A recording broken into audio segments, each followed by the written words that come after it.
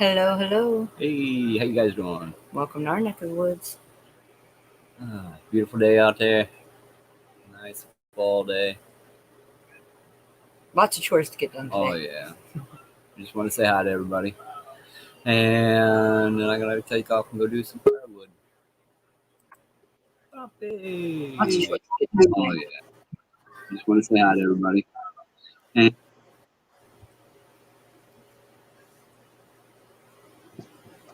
How you doing? Good. good. Dog Oh, Yes, Sir licks a hello. lot. Now Oh. Sir barks a lot, huh? Wonderful. Oh, he has more to say than you. Clap on. Clap off. Clap on. Clap on. I just took the air conditioner out of that window so he can look right out at me. He can stand on the air conditioner and look out the window and bark at everything. There's a squirrel, Dad. There's a grasshopper. I see a grass rat. Oh, I see nothing but a big butt. There goes the other one. She's going to check it out now. Oh, what's the big fuss about? Oh, wonderful. What's the temperature? Our dog's just such a joy. Hey, what's your temperature over there today? Well, I'm not sure. To be honest, I think it's roughly in the 60s. I know I went out and got firewood and started fire. Oh, yeah. It's like 60. I got up this morning. It was 45 here and really overcast and cloudy. Did you get your signal back then? Yeah, we're still soaking wet here. Yeah, we're pretty wet. We're pretty wet around here too. We had that same storm system before it reached you, and I think we're still drying up in certain spots. We had the hard line of the storm across the bottom. I saw that. In our area. All right. In our area. Says we're at 59 in our area, so it's warming up. Yeah, it's only it might be 50 here. But we had that nor'easter in here, and it just hung on for 2 days, just swirling over top of us. Hold on. Crazy.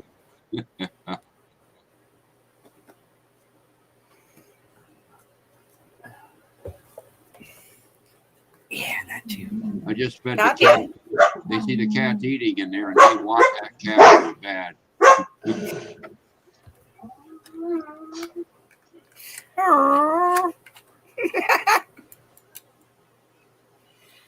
Oh, that's funny.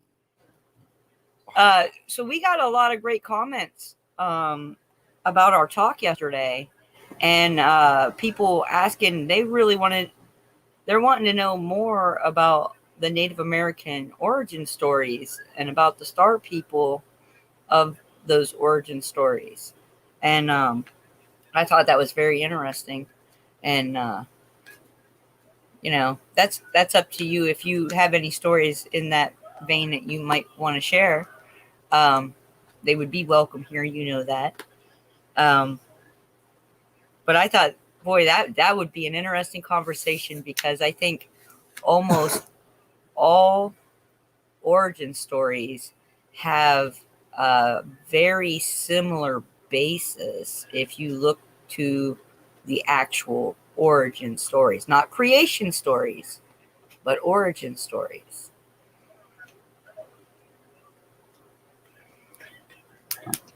Couldn't turn my mic off until they were almost done talking. They're pretty spoiled, so if They're allowed to be in the show too, Pappy. Sorry. If he can get what he wants, he whines about it. But you're talking about the origin stories. If really we all came from the same place, there should be some similarities in a lot of the stories, even though it's changed over time with, understanding and how people put it out there. I certainly don't have all the origin stories for all the native peoples at all. Right. I just, I've always loved origin stories, and for a while I didn't understand the difference between the creation stories and the origin stories. I thought they were one and the same, but they're not. And they're not in almost every indigenous tribe across the world. They're two different stories. Yeah. Yeah, And I different stories, and then how people, interpret it. They interpret it according to their own understanding.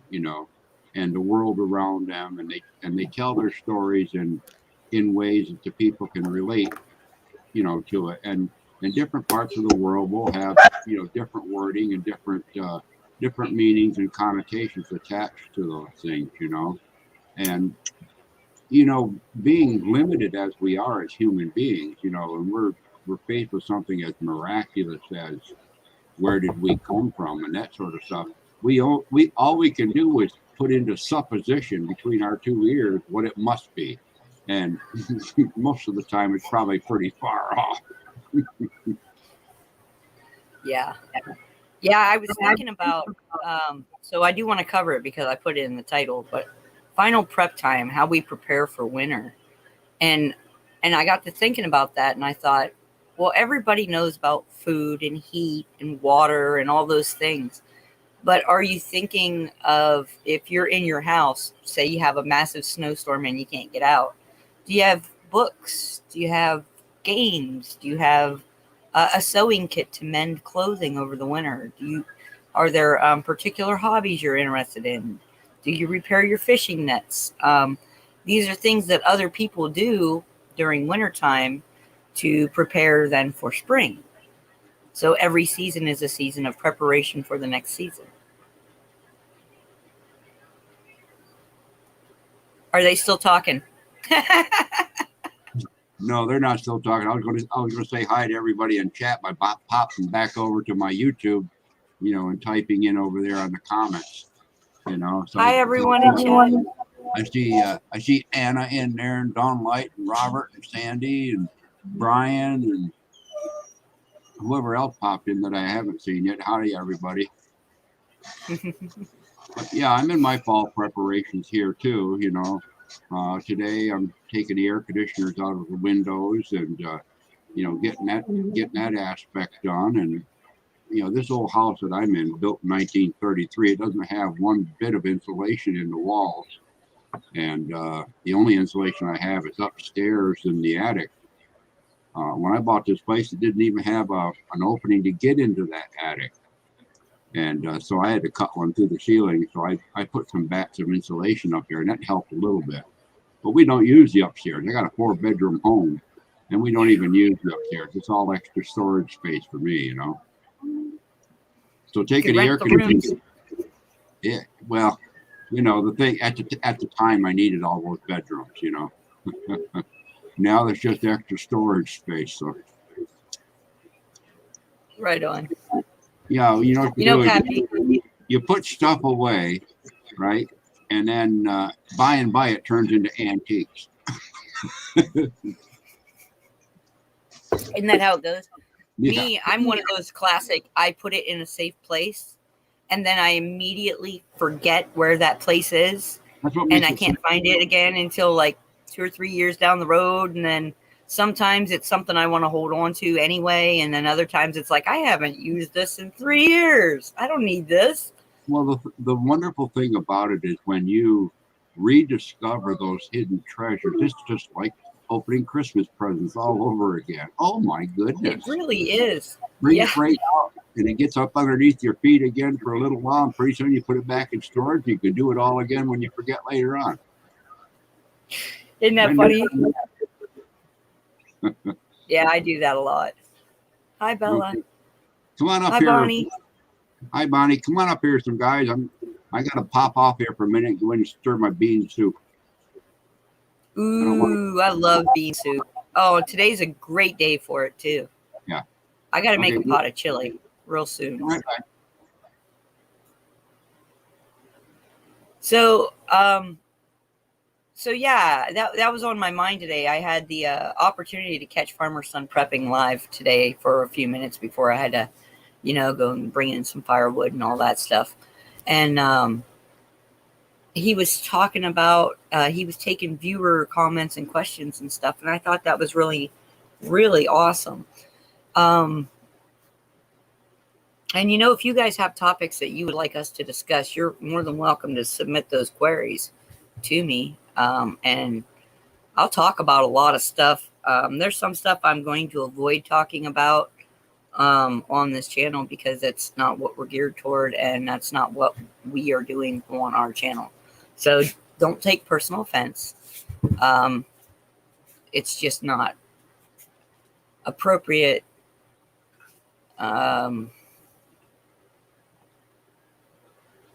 What's the word? Content for what we are trying to do here. So I did want to start out making mention of, final prep time before winter, and talking about things like that a lot of people don't think about. Having a sewing kit, knowing how to use it, even just a basic little sewing kit, repairing your clothes, alternative means of knowledge. You need to have some books around your house, maybe some offline stuff. I don't know about the rest of you, but Ohio gets a really decent winter. And when we do, almost every winter, at least once a winter, our power goes out. So we've already got our alternative heating, which also doubles as our alternative cooking and things like that. So we have all that stuff set in place. But what we also have is a pretty wide variety of board games for little one. And for us, we have books, we have cards, we have drawing pads, we have jump ropes and little barbell weights and all different things that you can do to encourage some of that offline time in the winter, right, with your kids. It could be as simple as you can make up games. Remember when all of our babies were wee little babies, it was so easy to make up games for them.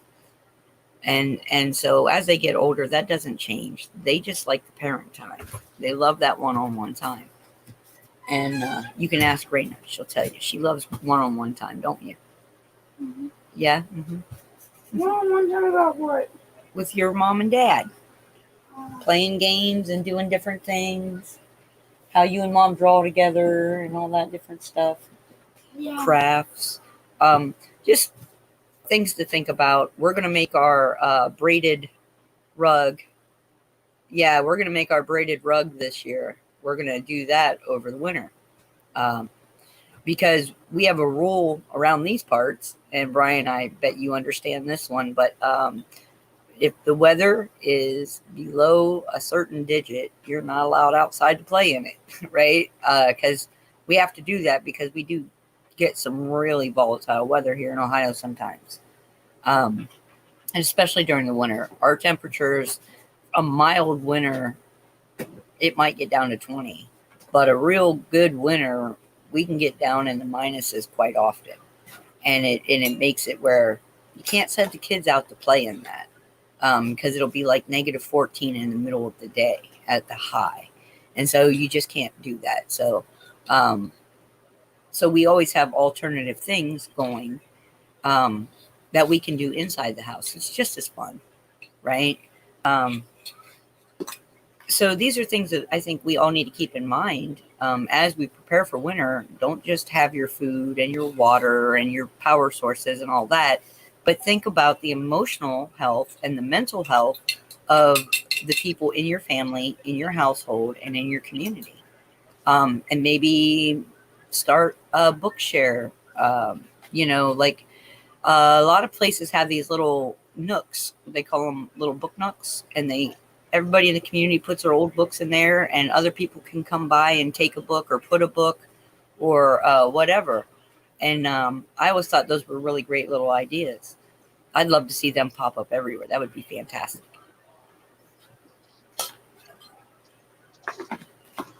Hey, Pappy, you back? No. There you are. No? Yeah, I just. No, you're front. You're not back. You're front. Yeah. Hey, Go ahead. I wanted to ask you, and you can tell me we don't want to get into it today if you want, but I wanted to ask you about Thunderbird. Okay. I don't know the stories around that creature. I do know is venerated creature in the lore of a lot of tales that range from all of North America indigenous tribes all the way down into the South American indigenous tribes. Mhm. Well, I mean, they probably called it a lot of different names and stuff. The Well, yeah. yeah, the Thunderbird, legend seems to come out of the Plains Indian lore. Okay, so that would probably be the first place that that I would look to find that. And you'll find some offshoots or some variations of that on various different tribal nations and tribal beliefs and stuff. The thunder being, I mean, the Thunderbird is different than the thunder beings.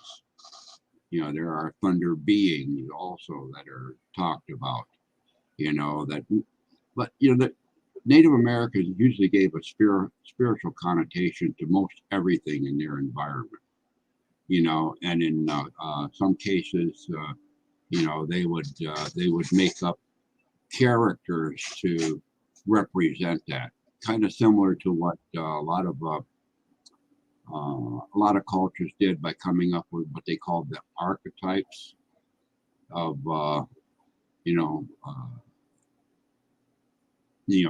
the guardian angels,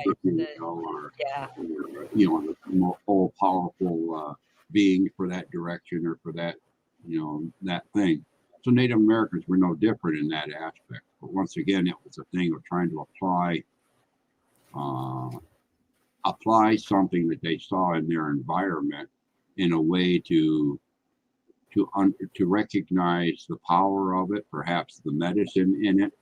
When I say medicine, I'm talking, not in the terms of allopathic medicine, health and stuff like that, but more along the spiritual, energetic side of it. So they would look for the medicine teaching within that, or develop a medicine teaching from their observations.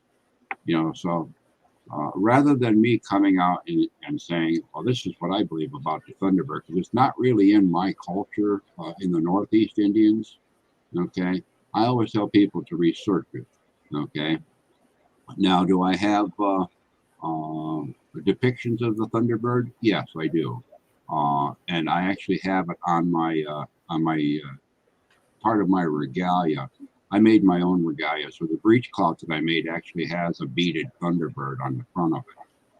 Okay, and for me, what that does, that's a depiction of the lightning bolt. I'm what has been termed a lightning dreamer. I've been struck by lightning. Okay, and people that have been struck by lightning have a tendency to be a little eccentric sometimes, if you will. Okay, and the Thunderbird was a depiction for me of that lightning. In other words, the raising of the illumination to be able to fly in a direction that I needed to go, which was, a complete change from where I had been before. They're going to start talking again. So, but I would say, take a look at it and look for the commonalities.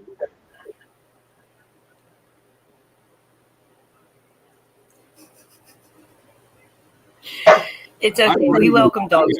I'm raising more kids, They're over there arguing. See you right back. Oh, that's great. Oh,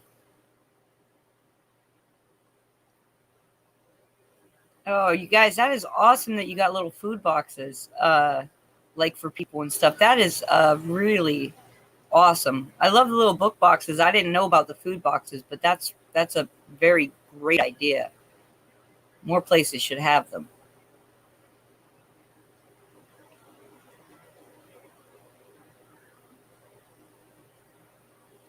I know quite a few people in my life. Over the span of my 45 years, I've met so many people who have been struck by lightning. that you would almost think that it's not a rare occurrence. However, it just seems like I draw those kind of people to me. So Well, I'm a thinking it this way. One, either you're a lightning rod, okay, and because of your energy, you attract that energy. Therefore you're a good go between the heavens and the earth because you're right between it. Or you've done something and creator says, hello. That's two schools of thought I have. I'm not sure which one I'd be there, Pappy. I would hope to be the good go-between. That's what I would wish to be if I had a choice, right? I don't know. Even my stepdad, he had been struck by lightning once before he came into our lives, and then once after he came into our lives. So he was struck by lightning twice. And I've just known so many people that have been struck by lightning. It boggles the mind because you would think there aren't that many people. But I seem to meet a lot of them. Well, Really sometimes it's just location. Well, Does that mean we don't have enough sense to get out? When I see the cows laying down in the field, that's telling me they're trying to get as low as they can for that lightning, and they don't go running underneath the trees most of the time either. Nope, they lay right down, right where they're at, and they don't move. Yeah. Get flat, grasshopper.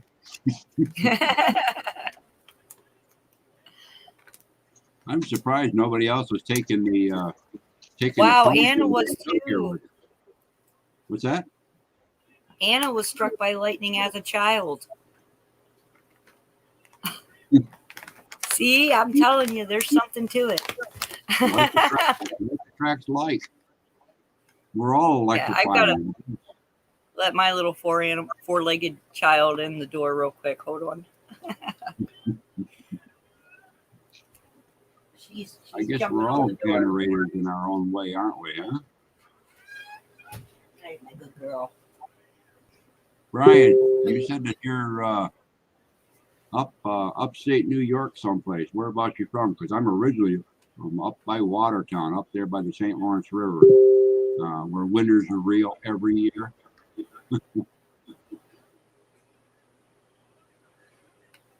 Wow. And Bonnie had a grandmother who was struck twice. It's phenomenal because it's such a, they say it's such a rare occurrence. And yet there are many people who have been struck by lightning, not once, but twice. Right. I just think that's one of those, well, wait a minute. Well, it's kind of like the people that go out there and see their first Bigfoot. After you see the first one, you're probably going to see more after that. It's like they keyed right in on your energy. They'll show themselves to you. Yeah. We have a lot of there are a lot of Sasquatch sightings in our area, right around where we're at, which we're basically in the corner of our county, bridging two other counties. Like we're down in the corner that meets two other counties, and so that the whole area where the tri-counties meet is a really big sighting area. And now they're being the local groups are reporting seeing dogmen as well. So, and what I've done a little bit of study on those, and from what I understand, they're more of like a warrior class, or like a military type of being. That when the dogmen are out, they're out for a reason. They're not just out to be out and about. Yeah, they have what they call the Ohio Grassman, which is primarily the patty type, if you will. But yeah, the dogmen sightings are starting to increase in that area as well. For those that don't understand or have never followed any of the cryptozoology that we're touching on here, there is a rich history of these creatures out there all the time, and it goes back into native lore hundreds of years, you know. So, like I've said before, you know, the wonders of creation out there and what's available and what is actually out there that we never see, you know, we don't think is real because we don't see it, because we haven't experienced it. But that doesn't make it any less real. The dogmen in a lot of native cultures are considered to be the guardians, if you will, of the veil. Okay, in other words, of the different between the two dimensions, if you will. Okay. So These, I know we're nearing the time of year where the veil thins, but mhm. do you think that it's timing, or do you think that it's that time where our veil is maybe being lifted? Oh, I think we're fully into that time right now where the frequencies are starting to resonate. You know, the buffers that have been between the dimensions are narrowing, and they're in many cases are actually touching now. And the things about these energies is that energies, they don't develop in layers; they actually interpenetrate each other. Okay, but we're not aware of them because they're, you know, it's not the same energy. But as you get closer to let's say that there's a barrier in, you know, a physical barrier there, just for the sake of saying it. As you get closer to that, it's like going up to a big transformer. The closer you get to that transformer, the more you become aware of the electromagnetic energy that's in the air around it as it's working. Right. Okay, and that is exactly the same thing with these differences between these energy dimensions. And you can get to the point where you can come into resonance with it as they get closer and closer and closer together. And energies that have the affinity to be able to resonate with each other don't oppose each other like they used to. Okay, it isn't like the opposing I mean the same of the same ends of the magnet pushing each other away. When they start to come into resonance, there's actually an attraction there, and the people that are able to see across that are the ones that I call people that have a foot in two different worlds. Okay, and once they put a foot firmly in the other world and keep themselves anchored in their previous world, they become a go-between. They come into full resonance with that. They can see things, experience things, perhaps even do things that were not within their parameters before. You know, so I think overall, as we make progress as human beings becoming more fully human, there's going to be more and more of this resonance happening. You know, you can call it the dawning of the age of Aquarius. You can call it, you know, the fifth dimension coming into being. All these different terminology that people are bringing it to. It's all the same thing, though. Yeah, well, I mean, it's being said in a different way of understanding. Okay, yeah, it's happening.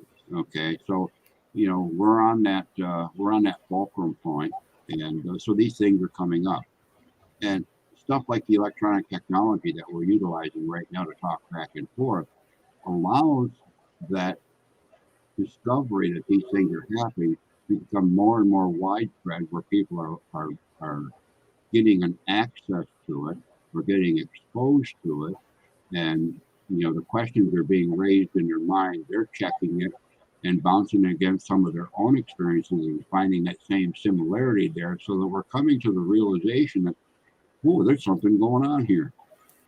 There's something going on here, and that's what makes it exciting. Mm-hmm. Yeah, I agree.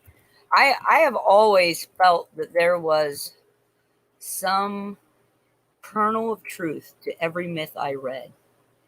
be it dragons or mer people or selkies or the fae. I believe those energies exist on different planes, right? That's how I feel. And I feel like they once were a part of our world. How else would we have those stories? But for whatever reason, it's been veiled from us and turned to mythology. But what you find when you look at mythology, and I don't care what mythology you pick, is that there are similarities and complete and total overlays in some cases of these stories. There's always like the hero's journey archetype, right? In every story, every one of them, there's the hero's journey. Every text, religious and spiritual text that there is out there, displays the hero's journey as a prominent storyline or theme. Even in the Bible, Christ is representative of that hero's storyline, that archetype. And I think that those are our guides for us to reach a higher understanding. If we can just muddle through the dust that's on top, right? That silt layer. If we can muddle through that, we can find some true gems. I think those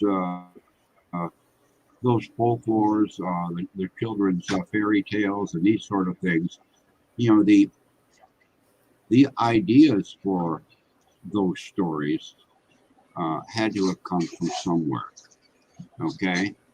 And we all know that there are certain people that have capabilities, little children and the very elderly.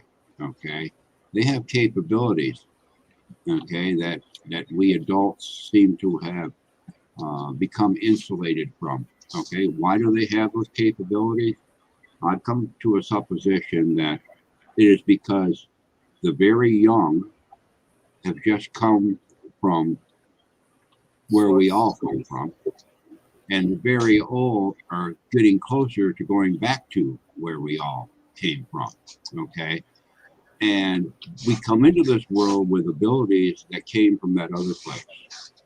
We go back into that other place, leaving behind the abilities of this place because they're not in resonance, if you will.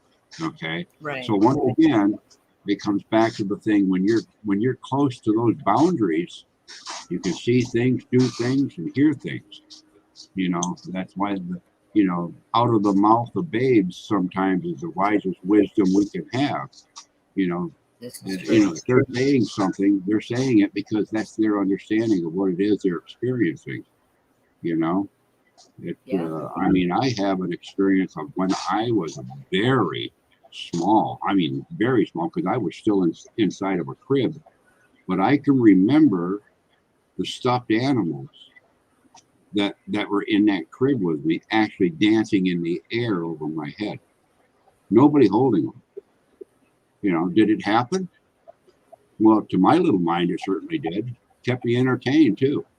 And that was before they had the we never had the mobiles, hang over there and you can crank them up and they'll turn around and everything. We didn't have that. So, how that little bunny rabbits hopped in the air and stuff like that, I don't know, but it did, playing peekaboo with me through the bars of the, it may have been somebody underneath there just playing with me, but I didn't see it, and Hi, Poppy. Hi there, Raina. How you doing, sweetie? Good. I just gave you a great big grandpa kiss right between your eyes on your forehead. Here. See this boy right here? This is Sir Lick-a-Lot. Sir Lick-a-Lot. Hello, Puppy. There you go. He's passing a kiss through me to you. This boy can't hold his liquor for nothing. So yeah, as I was saying, so those two, the very young and the very old, they're closer than we are. They start out from the beginning, and they go back to the finish line. They're both closer than we are. We're in the middle, stuck in the middle again. You know, and in our minds here, where we're stuck in the middle, we're saying, "Joker's to the right of us, clowns to the left. Here I am stuck in the middle again." Just like the words of that song, you know. Yeah. But we can learn from both of them. That's the important thing. And we learn from both of them by keeping an open awareness of the possibilities of what they're talking about. Yeah. And because you said that, it brought to mind one of those useless little tidbits of information that I keep stored around in my files. And I remember when I found out that the fool, the Joker, in ancient court times was actually very vital to the entire court and the entire community, because his job was to spread joy. That was his job, was to spread joy in whatever means was necessary. And the bard was revered as a historical, as a historian of sorts. So I think you might have. When we think about those characters today, we don't hold them in a high light. We disregard them as unimportant, as foolish, right? As not needing any attention.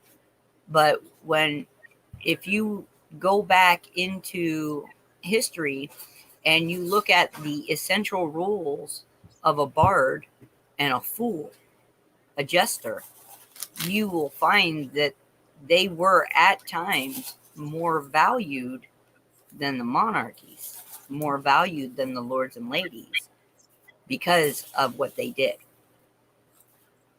Well, you know, the Native Americans have a character.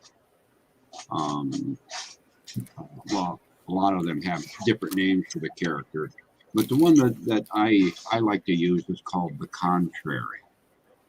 The contrary would normally be called a fool in anyone else's language, but the contrary is the type that, well, he makes the people laugh, but he has special powers.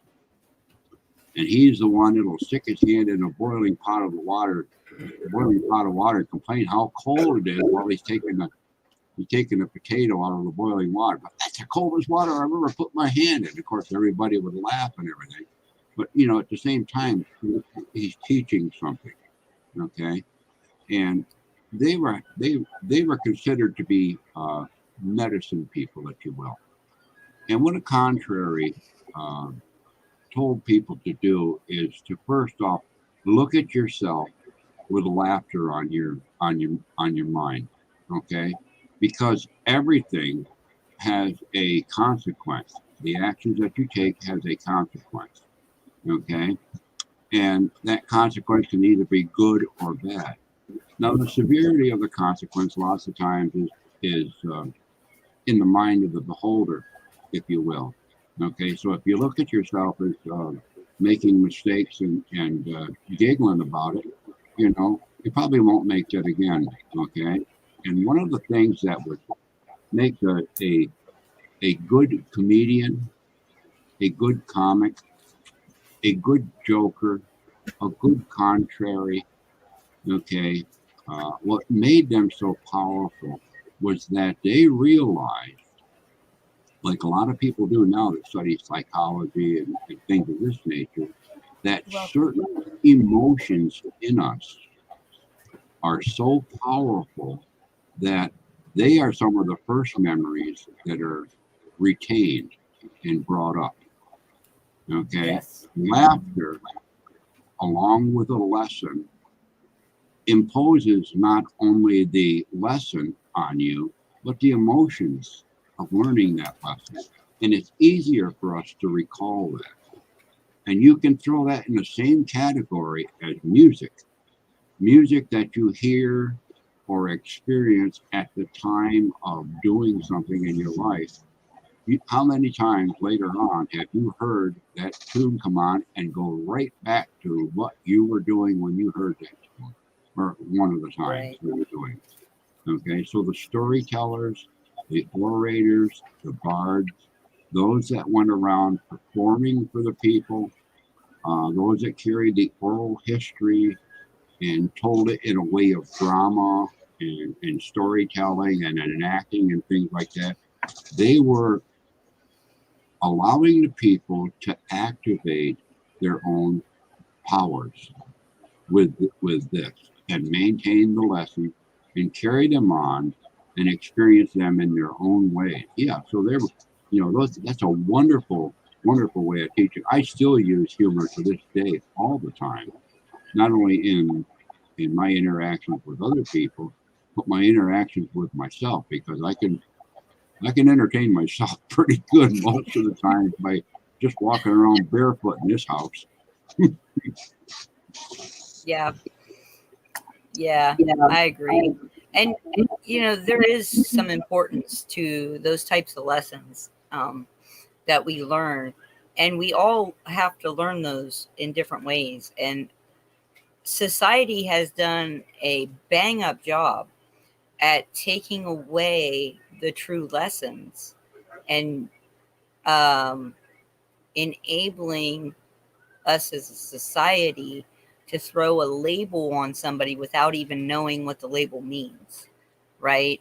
When we call somebody who's a goof, we call them a class clown. We're not lifting those people up, and we're not understanding the value in their lessons. And I just want to share this one book that I have been reading for several years. Because I read it, I finish it, I read it over again because there's so much knowledge in it. It's by Clarissa Pinkola Estes. And I found this book in my search to know myself better.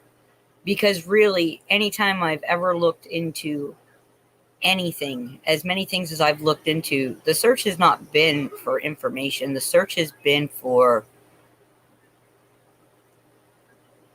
me. It's been for me. It's been for my growth and my development. And so I find those sources in so many different areas.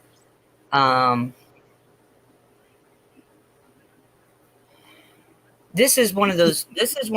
It's myths and stories actually from around the world, from a lot of indigenous tribes. This is essentially a storyteller's book, right? She relays stories to give you the wild woman archetype, to show you that in all different cultures, the search has always been there. The teaching methods have always been different, but the message has always remained the same. And I really enjoy that message because for me, it helped to open my eyes to the message being the same in other aspects of my life, that I wasn't necessarily seeing at the time. So when we think about how we learn our lessons and how people can teach lessons in different manners, that's why we're all here, and that is why we are all different. Because you may learn better from a book, or you may learn better from a show, or you may learn better from a piece of music or a piece of art. But the message remains. The teaching method is the only thing that differs. And having said that, that is why I have such a high regard for all different types of traditions, and why I am the way I am about religion is for that reason. The message, the essential message, I believe, is about the same. It's just that the journey is different. You bring up an interesting point. He's giving me kisses now. He gives everybody kisses. But you bring up an interesting point about that book. Okay, you look at the title of that again, and there's one key word there. Okay. Okay. Okay. Okay. What's the key word? What's the key word? Women. Is that the key This word? was Is that the key word? well. I don't know. I know every time I read it at different stages in my life, I get different messages. Make Well, sense? Well, yeah, exactly. Exactly. Understanding. Our understanding as we go through life. Okay. And that's the way it's supposed to be. As we get new knowledge, our understanding about it change because our understanding about us change. The key word that I saw in there is run. Okay, because you said these were stories from indigenous people around the world. Okay, this is the wild woman.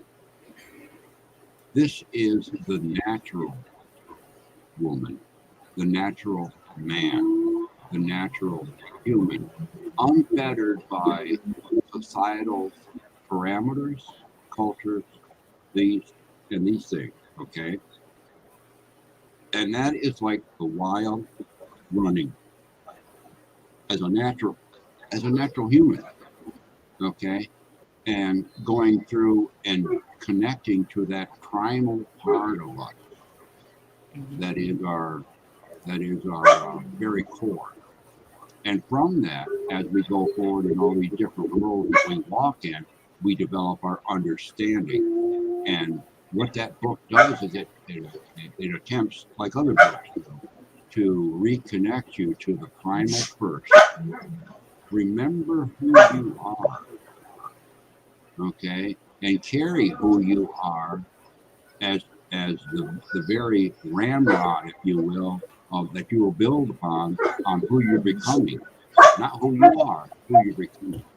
Right. Because you should always be becoming, right? I mean, that's part of that continue learning, continue growing. Don't be stagnant, you know? You should always be becoming. Well, it's like I said yesterday. You have to live your life. You have a life. Live it. Okay? That don't mean live it the same every day. Don't go into the Groundhog Day routine. You live it. You got to do that. I'm working between the lines over here. Okay, I'm It's fine. Okay, I'm going to sign off for just a second. Somebody else step up here and jump in the conversation.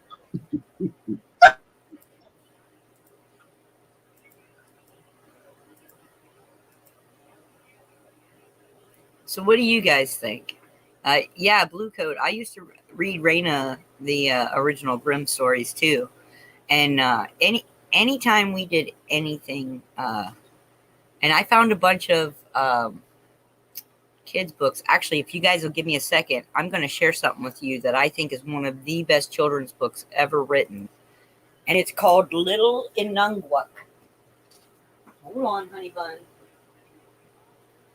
Oh, I'm sorry. It's just called Inungwuk. Crap. Come on, girl. I just spilled the cat food. I suppose I'll clean that in a moment. All right, so I wanted to share this with you guys. This was one of Raina's favorite stories when she was little. And it's called Inungwuk, the Little Greenlander. Okay? And this was her absolute favorite story when she was little. And what I love about this story is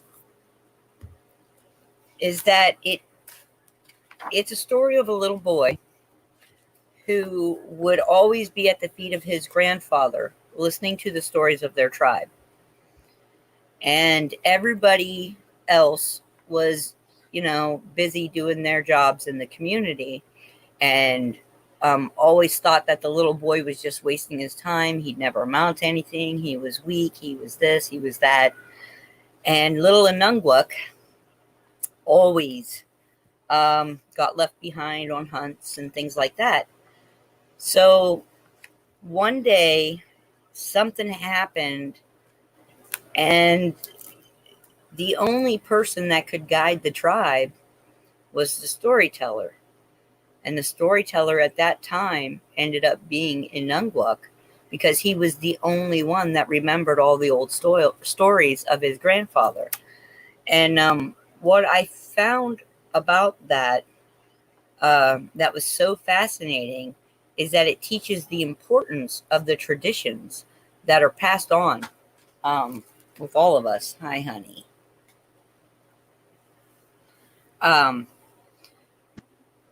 So I always tried to reiterate to her when we would read this book, because she absolutely loved this book as a child. And I think she would probably even, like, if I were to walk into her room right now and say, hey, do you mind if I read this to you? She would be all for it. Because it was the importance of the dream time. It was the importance of the storytelling and the traditions that the people had, that most of the people in his tribe had forgotten. And he was able to carry it on because he sat and listened and he understood. So she always loved that this story. And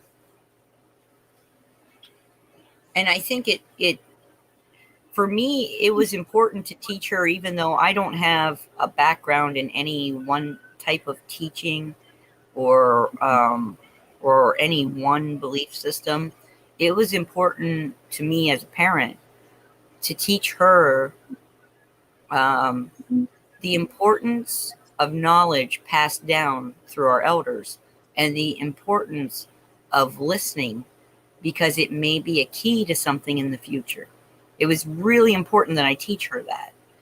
And she's pretty much got it. I mean, she's 10 now, so she only hears 50% of what I have to say, and only at 80 decibels. But we'll overcome that. I know we will. Well, one of the things that I learned, Heather, is that when I was going through my adolescent years and got into my teenage years, I was just absolutely amazed at how dumb my parents were. You know, I had all the answers. I knew everything. You know, I knew the best way to do this, the fastest way to do that. And if I did that, I'd do it this way here. And boy, when I grow up, I'm not going to do it that way and everything like that. You know, and then I got up there and got into the world and stuff, and you know, still carried on that way for quite a while.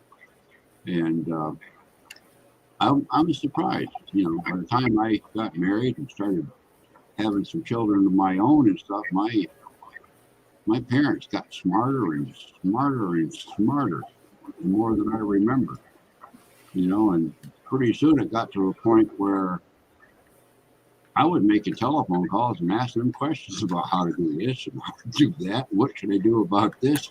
You know, and it's surprising how time changes people's IQ, at least in the mind of of the person perceiving it. So my parents got a lot smarter as I got older, you know. So Isn't that the truth? You know, so I would hope that would be the same case with my children now, you know, because they probably went through the same thing, you know, and don't we all kind of go through that, you know, as we I think we do. I think we do. We all hit those teenage years, and we've learned so much, and we've accumulated so much that we only see our own lifetime that we have lived, and we don't see anything beyond that. And for me, it was teaching her to respect the stories, to respect the knowledge and the wisdom that gets passed on to you know, because I thought, man, if she's anything like me, we're in real big trouble.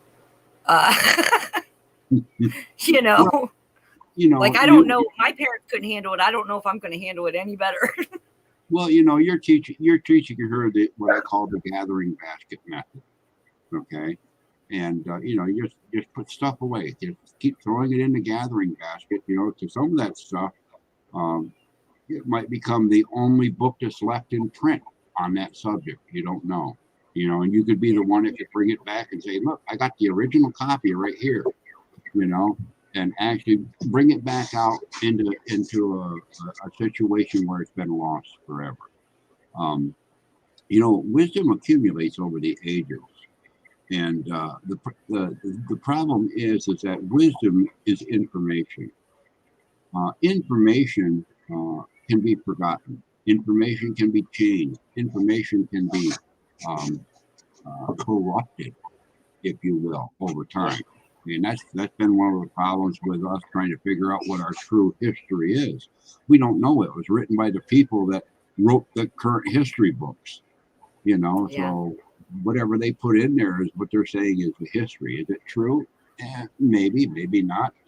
And what were their perceptions at that time? Because their perceptions are different than ours. I always make that argument, because when we look at a loaf of bread in like biblical stories, right? That time frame, bread was vital for life. Yeah. Now bread's not as vital for life as it was back then. Well, So most of our bread that we have difference- today isn't good for life either. right. Not to say that. But look, I want to interject something here, just to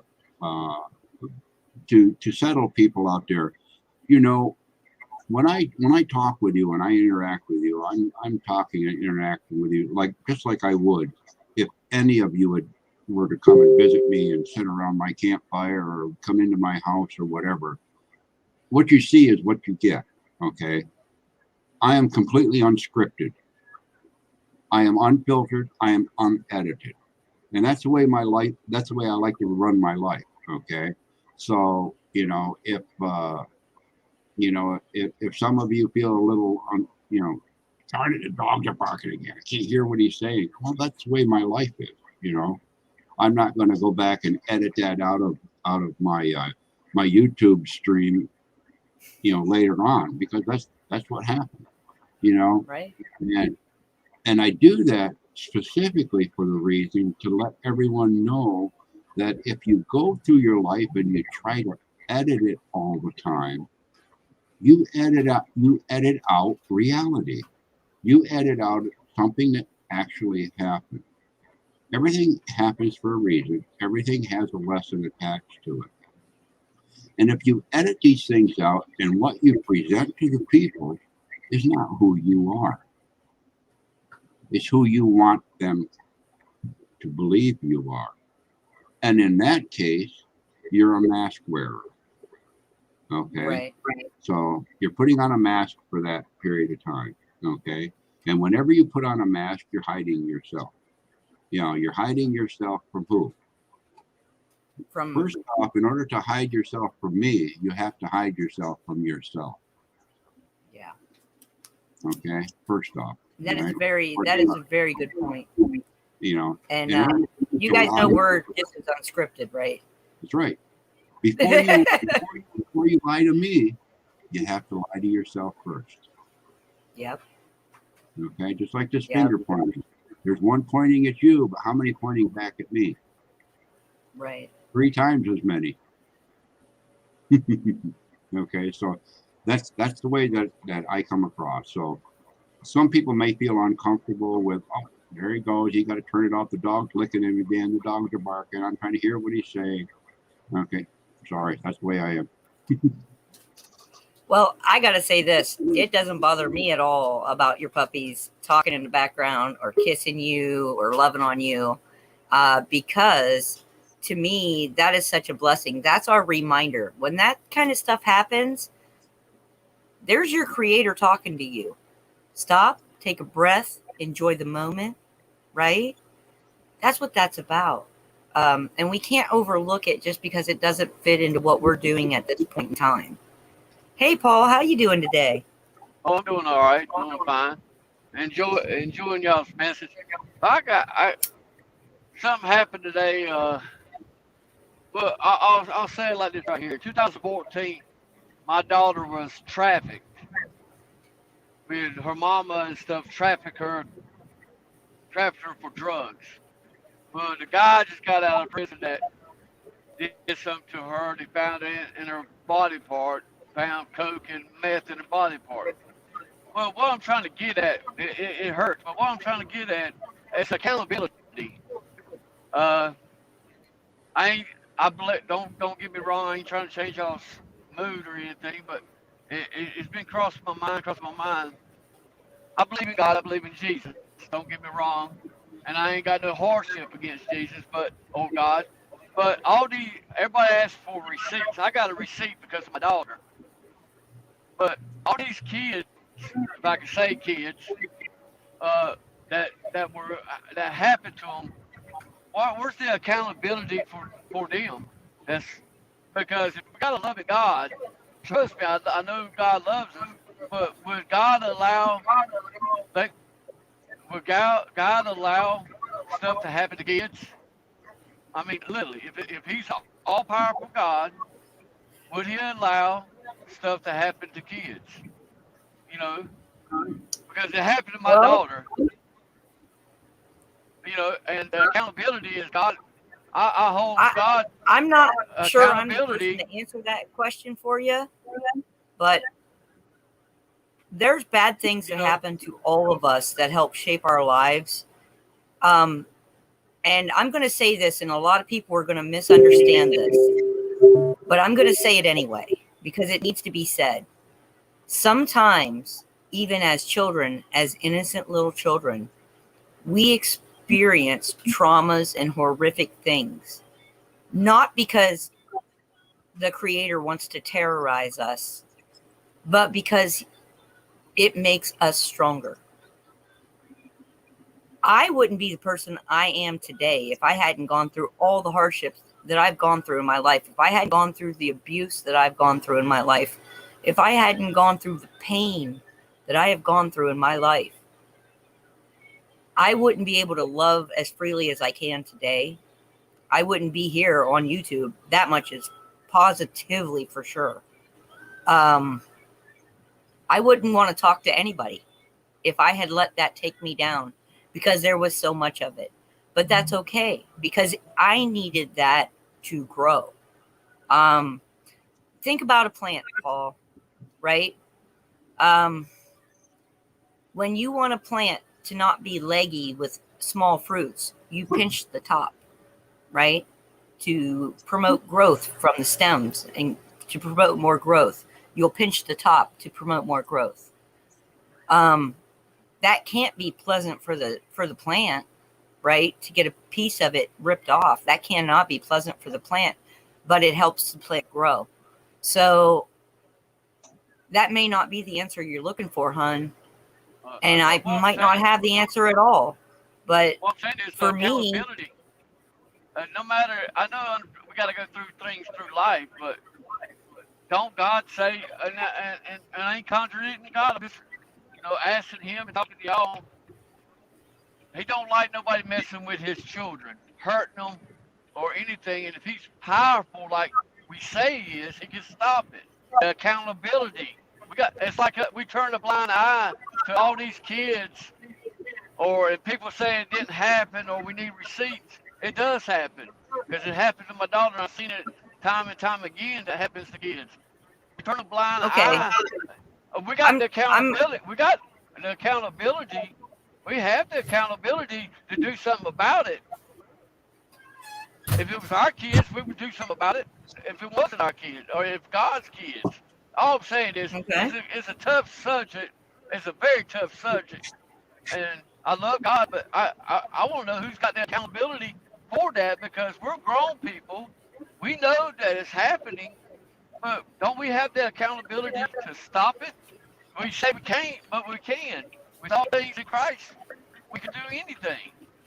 Correct? Well, I mean, first off, I would have to pull this whole entire conversation outside of a religious context. Because although I understand exactly what you're asking, okay, I comprehend what you're saying. For me, that's not a conversation I can have inside of a religious context because they are two separate subjects for me. So I know a lot of people don't agree with that, and that's fine. Because I am who I am. But I love and like I said, That's why I like Paul, to listen to I don't know that I'm the right person to give you the answer to this question. When I think about what you're saying, from a personal point of view, I see that we live in a society that mostly hurts our children, even if it's not physically. We are taught to shame and downcharge our children and to manipulate them into believing what we believe. And we're taught to continue the slavery of the mind and teach our children that that's how we should be. I don't agree with that. But as a society, parents on a whole, and guys, I'm not talking about you individually. So if you have an issue with how I'm talking, please go back and rewind and listen again. Parents as a whole are taught that you gotta spank your kids to get what you want out of them. You gotta shame them into doing things they don't want to do. The amount of trauma that we give our children in society today, from our school teachers to our parents to the aunts and the uncles and it has gotten out of control. The whole thing's out of control because there is not just one kind of trauma when it comes to children. So the accountability. Talk to you. While I was listening to y'all, I listened to my dog, and when he says don't talk, you might not give me the answer, but you give me a leeway to go because today he got out of prison, the guy that did this to my daughter. And in the back of my mind, I got things going through my mind, demons and all. But and see, that's the other problem. Our whole society is diseased, Paul. Our entire society is diseased, mentally diseased. Okay? And I believe that. I feel that way. I don't feel like every person in said society is diseased mentally, but I feel like as a society, humanity as a whole has been thrown so far off of the Creator's track that no amount of religion will get you back. Your personal relationship with the divine Creator has to come from inside you. And in doing so, you grow as a person and you are able to therefore help other people grow as people. But accountability, according to our systems, our legal systems, that man's done his time and he can't be bothered anymore, right? I understand your grief and your pain behind that. I do. And I can empathize with it. What I can't do is give you an answer on that. What I can say is, are you there? Teach your daughter. Yes. Listen. Are you there? Can you hear me? I lost signal. Hello? Okay. Yeah, we're here. Damn. Can you hear us?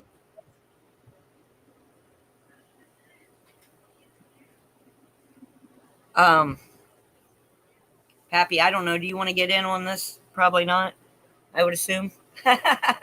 No. I was listening, and this is just evidence. Again, there is, you can call it evil if you wish, okay? But there is darkness. I'm back. I lost signal. To technology. Yeah, Go ahead, Pat. We're limited in a lot of things. So technology is one of them. And then also I have found, Paul, that when we're talking about things that have affected us spiritually, there seems to be some interference that'll come across on that too, to try to muddle that message. But as I was mentioning to Heather just a second ago, the evil in this world, we call it evil, I call it darkness, I call it negativity, okay, is very real, okay? And it goes right back to that story that I tell all the time about the two wolves that live inside of everybody, and there's a light wolf and a dark wolf. And the one that gains the most power is the one that's fed all the time. And we're certainly in a time where a lot of people culturally and been indoctrinated into a system that has been feeding this dark wolf in a lot of people, whether it's their addiction, becoming addicted to drugs, becoming believing in systems that are saying things that are morally right are now wrong, or things that are morally wrong are now right. Okay, this is a system that we're in. All right, and I take a lot of my lessons from nature. Okay, and nature tells me that there are predators and there are prey. Okay, and we are certainly being preyed upon by these that have this negative energy within them. Okay, and that negative energy is an infection that infects others and it spreads. All right, but what do the people do to protect themselves from the predators? Well, normally they'll be together and they'll try to avoid the predators. They'll try to learn where the predators are and stay away from them. Sometimes the predators get so much that we need to feed the wolf within us. Okay, and I'm talking about the white wolf, the white wolf, if you will. That is of the higher moral energy, that can be brought out to be a great white wolf that has the energy to be a super predator of the predators. In other words, they prey on the predators. And that's where some of this stuff is starting to come up with now, where people are actually going out and going after these super predators out there. Those that used to be the hunters are now becoming the hunted.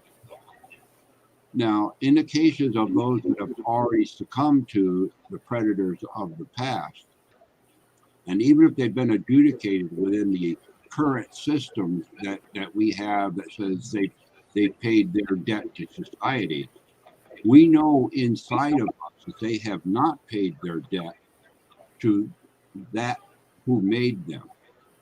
They still carry that forward. And there is always a consequence for every action, good or bad, that a person does. I firmly believe that.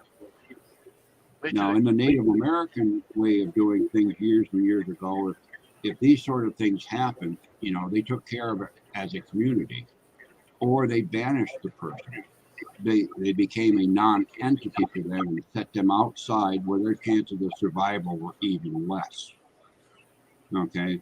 Now, in your case, Paul, okay, you're having to try to reconcile that which you found out happened after the fact, and trying to reconcile that with how was it even allowed to happen in the first place, and why could there possibly have been any circumstances that allowed it to happen, to make it so that somebody didn't stop and say, hey, this is wrong, I can't do this. And that's not the world we're living in, unfortunately. No, we forgot. I look at it this way. People look at me like I'm crazy. My Bible's my heart. My mind is my temple. And they show movie, they show it right in front of our face. How about this right here? Yes, God is powerful. How about they put a dome around this earth? Yes, God's hearing our prayers, but God's power is not getting in. Not getting in. May I say something? Yeah. And this is even in accordance with your belief that the Holy Spirit dwells within you. You have a direct connect line to the Creator within you. No dome, no firmament, no blocking against the entire planet can break or sever your connection with Creator unless you choose it to be so. And that's what we all go through points in our life where we look outside of ourselves because we're taught to look outside of ourselves for a creator, for our connection. I'm gonna bring a receipt. I'm gonna bring a receipt. They're changing that. They're changing that because it's vacation. I believe they are changing that because they're putting vacation in you that's gonna change you and change you to what they want you to believe, not what your heart believes. I believe that they are changing it. It is possible. Anything's possible in life. You know, my grandma was a full-blooded Cherokee Indian, and she always told me anything's possible. Anything. What looks stupid ain't stupid. What is a conspiracy ain't a conspiracy. Grandma always said you gotta look at the big picture. Yeah, I discern myself, but I look at the big picture, the overall, everything that's going on. God told me to call in, and I called in. Okay, I got a question. Whatever. If you were on the phone with God right now, you had 5 minutes to ask him for anything you wanted, what would it be, sir? More grace. World grace? More love and grace. Because, like I said the other night, I was talking to God. God asked me, he said, do you trust me? I said, yes. He said, really, do you trust me? He said, close your eyes and fall back on your bed, and we're going to catch you. Me and Jesus, we're going to catch you. And they caught me. So I trust Jesus. Now, a lot of people don't trust Jesus to close their eyes and fall back and allow them to catch. Because I do.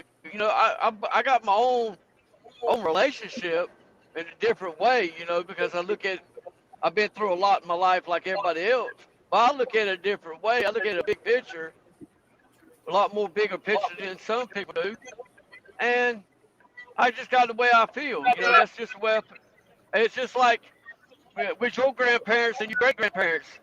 Back to even to 1930s, they've been saying Jesus is coming, get right. But Jesus ain't never left. That's where they got it wrong in the Bible. Jesus never left. He left, but he came back. But people didn't see it. I believe the Bible is written in God's word, but I believe man totally turned it around like Constantine and a lot of people have to put fear in people's You're lives. right, Paul. It ain't fear in mine, but and we don't get the complete understanding of it because there's missing chapters in the Bible. It's like if you read a chapter book and you got missing chapters, you want to know what happened. When there's a missing chapter, I want to know what happened. Because that one chapter that's missing can answer all my questions right now. God can answer them, but there might be one of the missing books that can really answer our questions and what we need to answer. That's just my opinion. Might I suggest you check out the Gospel of Thomas in the Dead Sea Scrolls? Just for your own. The Gospel of Thomas is supposedly a collection of sayings that Christ himself had taught to people, and that it was removed from the Bible because it removed the control element for humanity. Because Christ's message was never about controlling hordes of people through religion. I can't believe that any enlightened being in any historical context ever said, well, I have access to this, that, and the other, but you should all just be controlled, so I'm not going to tell you about it. I don't think that that's why those souls came back at different points in time, in different places in time, to teach people that the connection is within.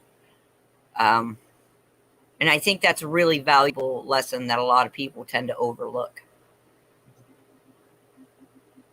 Exactly. And I appreciate you letting me call in. It just I need accountability. I got my accountability because Can I? I'm I at, need to share I'm this at, with you, Paul. I'm feeling compelled to share something with you, and we cannot always get justice. We can get legal, but we can't always get justice. So what I have to say to you is this.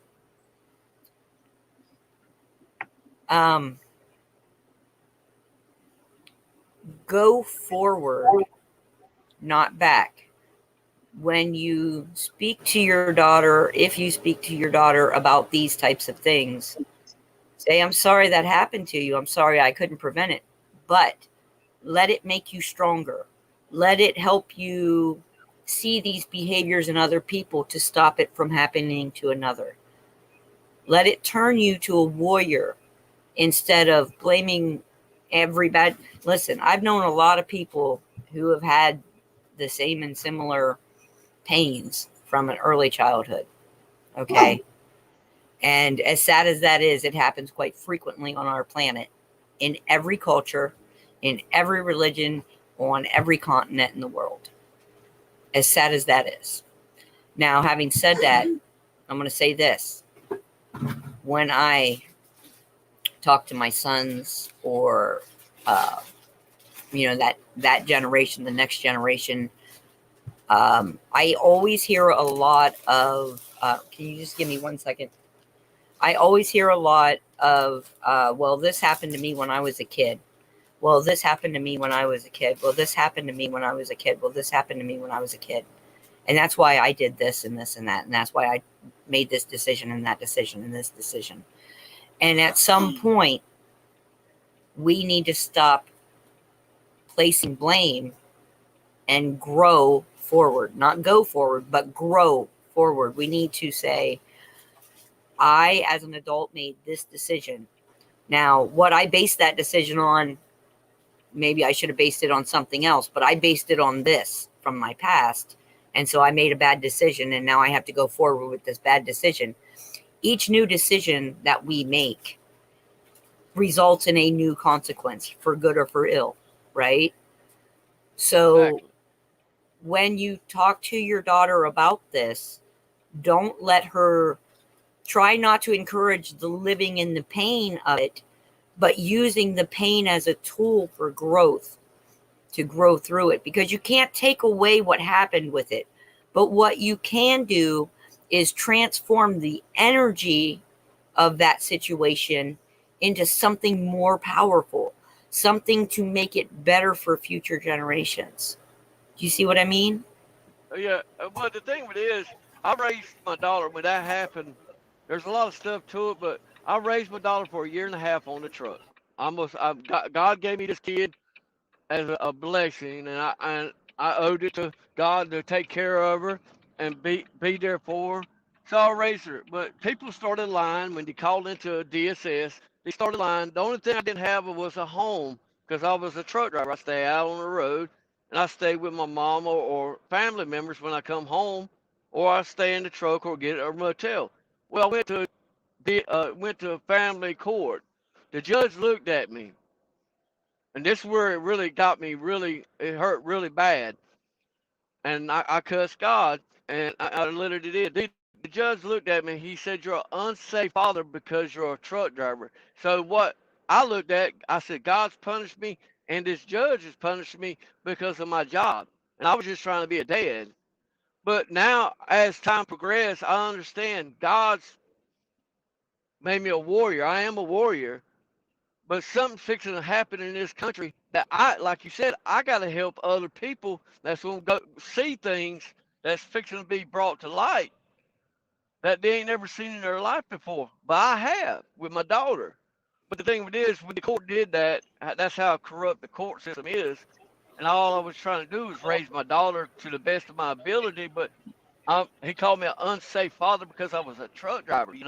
That just took a knife and just went to my heart and just grinded it away. And God said He would never put nothing on you couldn't handle. And all for a couple, this happened in 2015 when they took Haley and put her in a home and took my rights away. I still pay child support, but took my rights away because I'm a truck driver.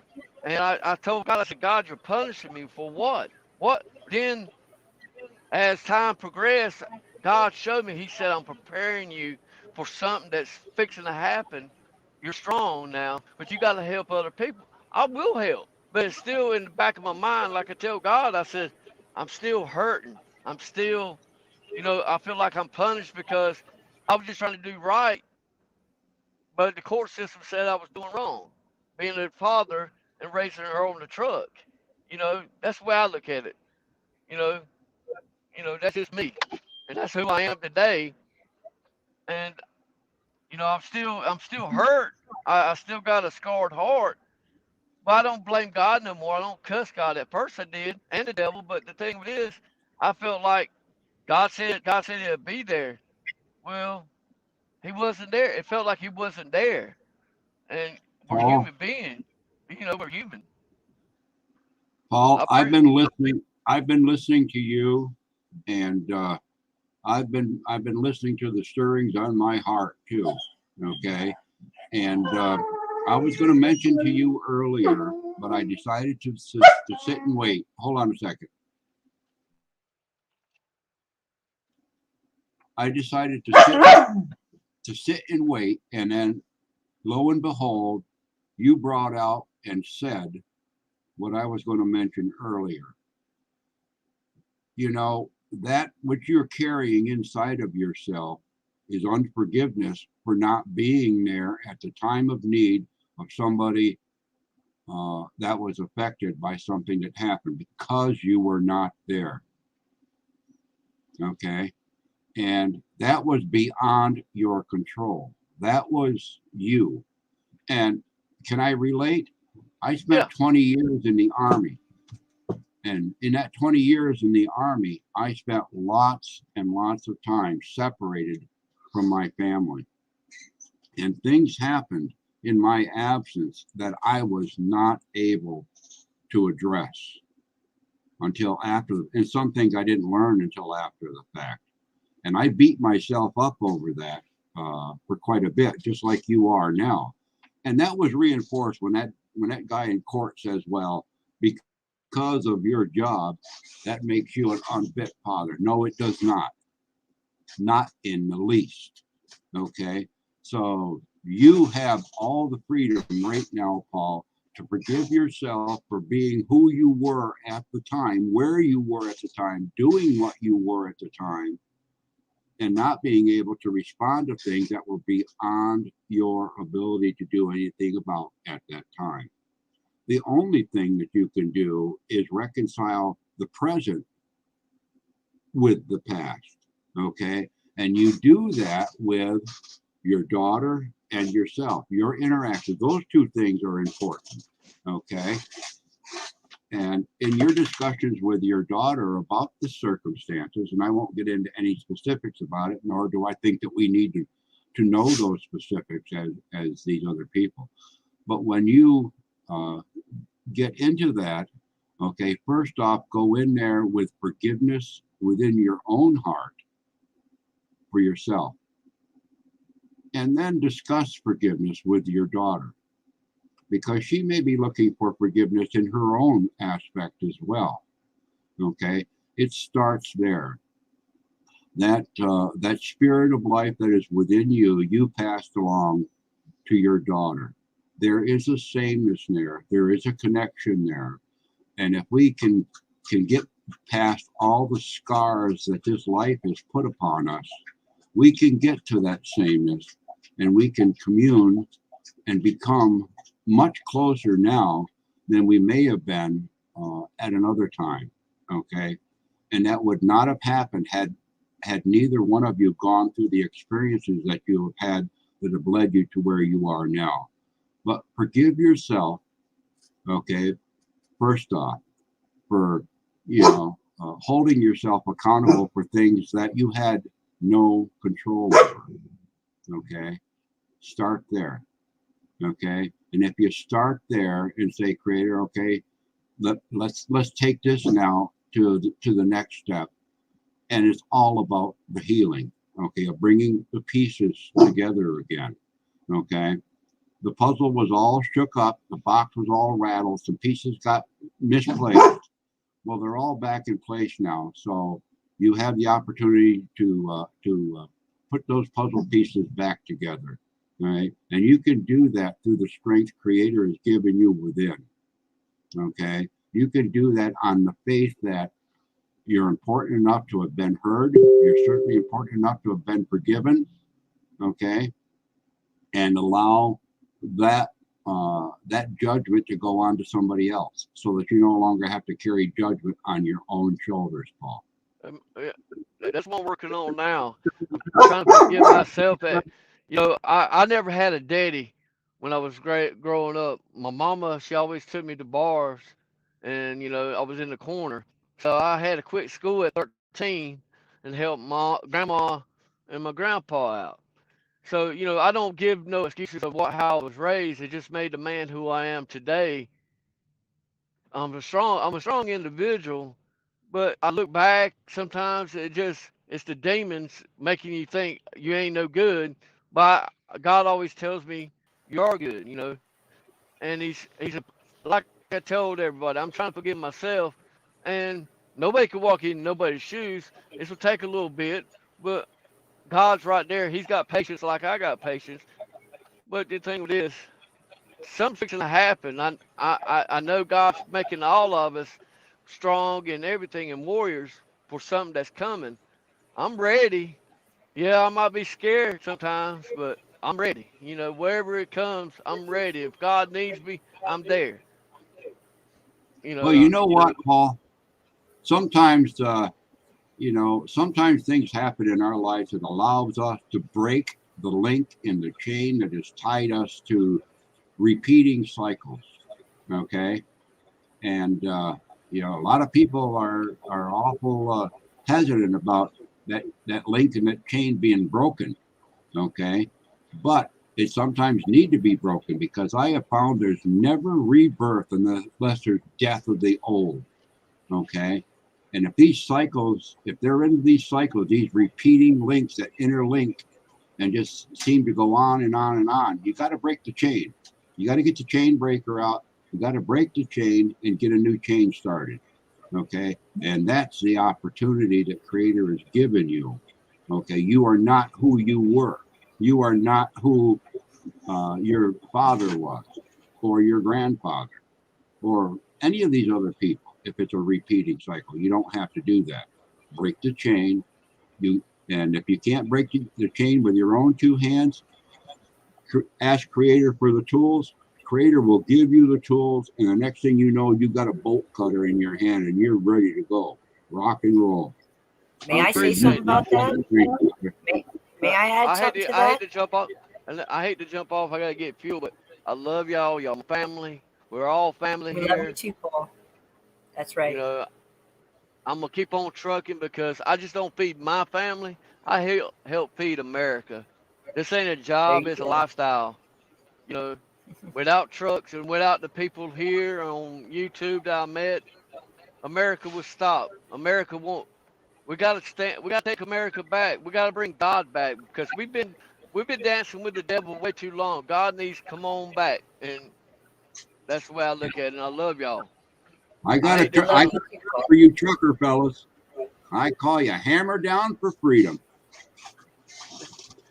They call me Lost Rebel because I get lost all the time. So, well, I love y'all. We love you too, man. I wanted to add something to Pappy, what you were saying there, because I feel like it's a very important lesson, and maybe people don't always understand. So I'm gonna give you some experiences I've gone through when I used to work with rescue animals, right?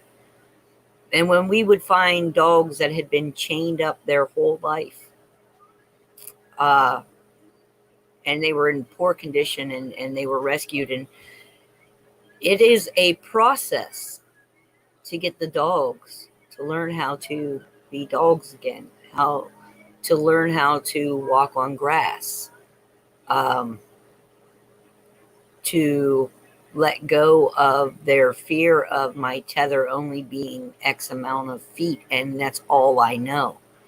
we as human beings are in the same place right now, right? Our chain, we can break our own chains that have made us and kept us slaves to, we'll just call them controllers, okay? People who like to control. We're in that same place and that same position right now. And we have a choice.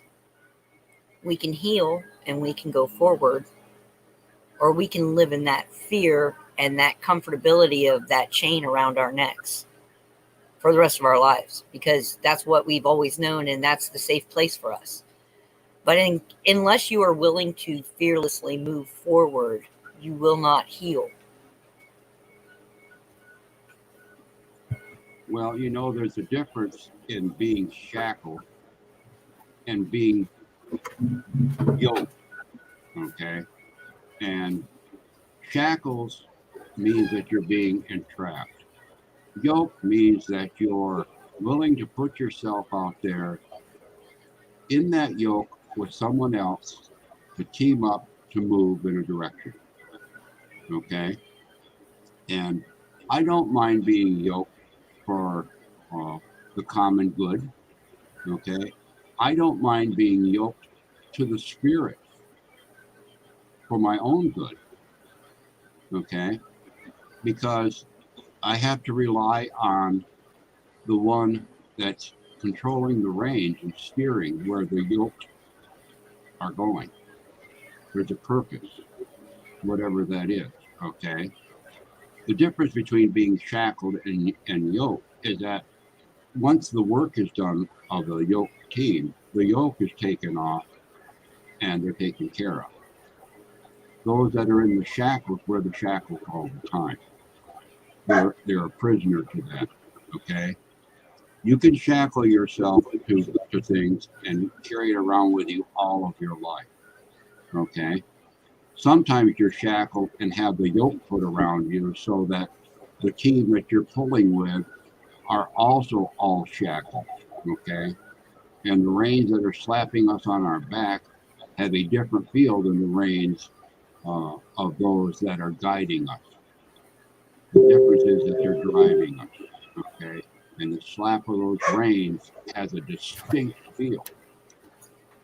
So if you're willing to do the work, okay, and you understand that the work is so great that it takes more than one, then we look around for somebody else that can fill up the other parts of that yoke and pull with us in the same direction.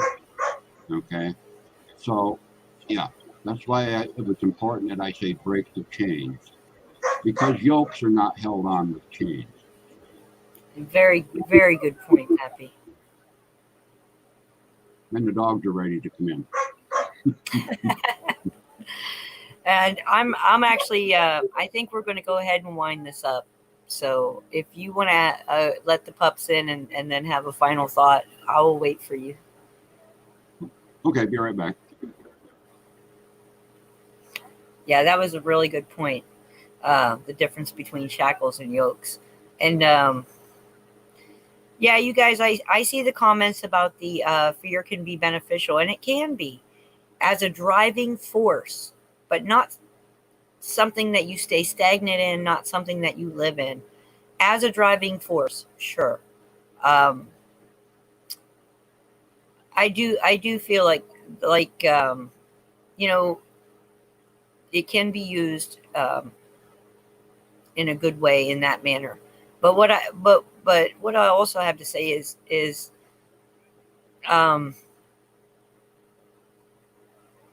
if you can let go of fear, then creativity itself can even be a driving force. Okay, positive can be just as much a driving force for growth as can the negative, and more so, I believe. That is my opinion. So yes, fear can be used to motivate, but move up the scale some, because other things can be used to motivate as well.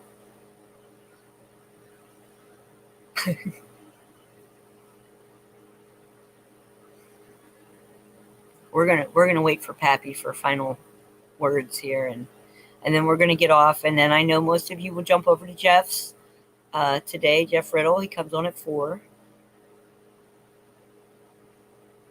They never come in at the same time. I guess for my final thought, you know, it seems to be that this kind of ended up in one direction, and I guess it's significant in the times that we're in. For the things that are going on in the world around us right now, and the changes that have taken place, and are speeding up, the changes are faster and faster all the time. Okay, it's a good point to reflect, if you will, to see whether or not you're dragging the chain in any manner. Are there chains that are being trying to be thrown around unjustly? Okay, if you see these things, you have to make a decision. Either you become so comfortable dragging the chains around that you no longer feel that they're there and you don't realize they're there, or you're getting bogged down with all the chains that have been thrown on you and you can no longer move forward in your life. Take a look at the chains. Okay? Those chains are not unbreakable. Okay? The only thing that is unbreakable is that which connects you to Creator. That's within you. That is your tether. That is your lifeline. That cannot be broken except by the Maker. Okay? That's the true strength. All right? And if you want to look at that as a lightsaber that you can hold in your hand that cuts through the strongest links in your chains, use it. Use it. If you have a tough time breaking your chains, look around you. There's people out there that will help you. They'll help you break your chains. But you have to realize you're wearing them first. And if you realize you're wearing them, then that must tell you that, look, I'm being entrapped by something. Do I want to be trapped? Maybe that's the only life you know.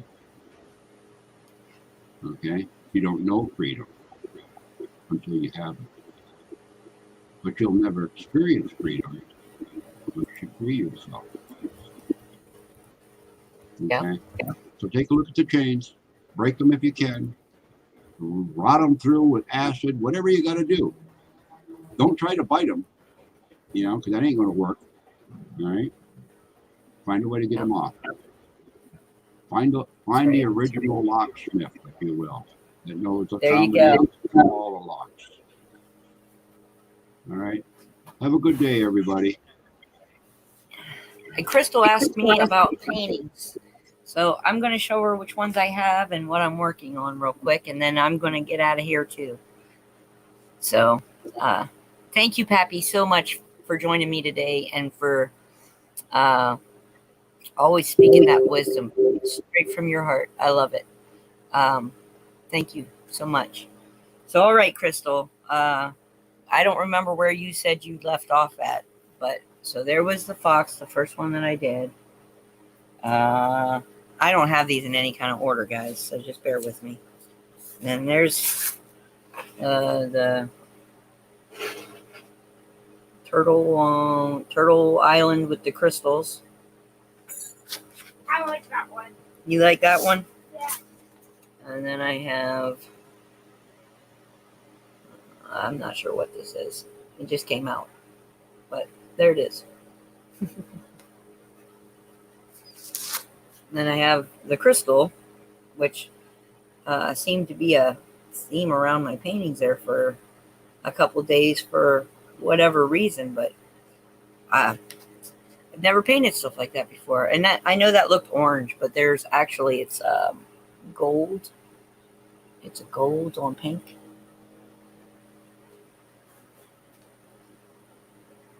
You guys have already seen the one for Mike. And I've got this one that I started that I'm working on, which I'll be working on more here in a couple of days. And this one.